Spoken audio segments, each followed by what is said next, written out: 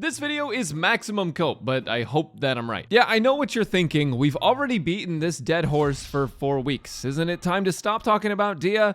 Well, the answer is no, because the horse isn't actually dead yet. We've only gotten halfway through its HP. These things take time with dehya. It's understandable that people don't like the negativity surrounding dehya because it can feel pretty toxic, and people just want to play their casual game without being constantly reminded that their favorite character was absolutely gutted. But today, I actually achieved a new level of hopium never before thought possible. I truly believe dehya could see buffs in the future, and it all has to do with Hoyo's history with new characters, mechanics, and past character changes. At the birth of every Genshin Impact account, every player is given a choice. You can either get all of the characters you want, or you can pay your rent. Obviously, you can switch between the two, but either way, you're walking away with a gambling addiction. If you choose to spend money on characters in Genshin, it's basically expected that they should function at a basic level. Many players argue that dehya is actually solid and functional, which might be true if you play with your eyes closed. But most people that know about good DPS and support characters probably agree that dehya was not up to par with other 5 stars, or 4 stars. Or NPCs. It's actually pretty similar to the zhongli situation way back in version 1.1. When zhongli initially released, while many players felt his power level was okay, this was around the time when people started to actually gauge character power level a bit more accurately. Not insanely accurate, not to the point we have now, but just a tiny bit. And they found that zhongli was just not a strong character in his release state. For example, he could be staggered when he put his shield up, so it was possible you just wouldn't be able to use him well in the first place. That's not to mention that his personal damage was low and his shield was comparable to Diona's at C0. Obviously, players didn't really care for that. The CN player base was incredibly vocal about it, and after what seemed like 50 years, we got patch 1.3, which gave zhongli some buffs. Now, granted, that was also an attempt to make Geo better, but we all know how that's working out. Now, all of this to say, Hoyoverse has buffed characters before. Now, if you're not on board with my copium yet, you might be thinking that zhongli was a one-time thing, which is really close to true, because the next change we saw to a character wasn't for over a year. Yaimiko released in version 2.5 and also with a ton of backlash. Why? Honestly, I think people just wanted her to be an on-field character, and she doesn't really feel that exciting to play.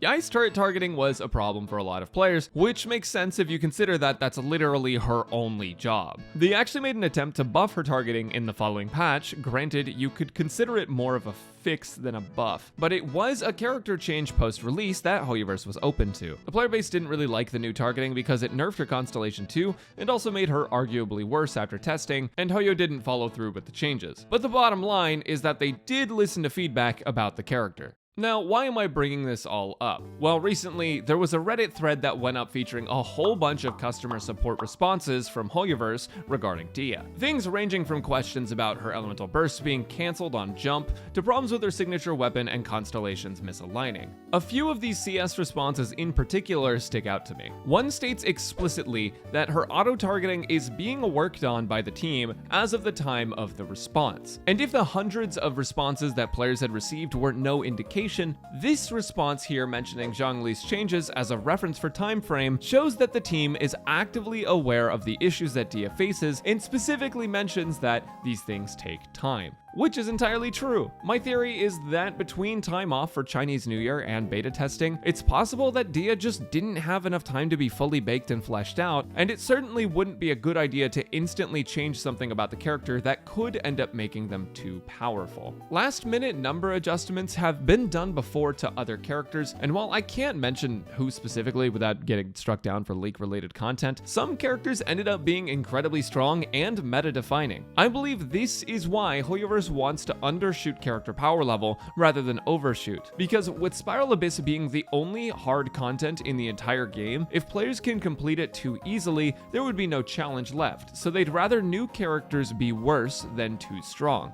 In the case of the newer characters, as a company, it makes sense to buff something someone paid for over nerfing it afterwards. Imagine if Kazuha had his support abilities nerfed like his cooldown or elemental damage share. People would absolutely lose their minds. But if Kazuha hadn't had the elemental damage share at launch and people said that he was just worse Sucrose and people were all up in arms about it and stuff, it's possible they could have added that later, and that would look a lot better on the company than dialing it back from overpowered. If you buff buffed Dehya after a bad release, that'd end up looking better than overshooting her power level to begin with and taking a step back. It would make a lot less people upset, and I believe that is why the company policy is to release characters at a weaker state, just to be on the safe side. Now, as mentioned in that response, comparing Dehya to Zhongli's situation, it's possible they are looking into Dehya fixes and buffs, and that they will come down the line in a couple of patches. Of course, this is all just hopes and dreams at this point. I don't know that we'll ever wake up from the Dehya Samsara, but it is a possibility, and I'm hopeful in Dehya's case over any other character because she genuinely was released in a worse state than the worst 4 stars in the game, and that in itself is problematic. Also, while we're on the topic of CS responses, I also wanted to address one specific response that I'm like 99% sure is fake. This response made its rounds in the community and caused quite a lot of trouble. A response asking players not to jump in Dehya's burst seems kind of provocative and just unprofessional. You can say whatever you want about Hoyoverse as a company,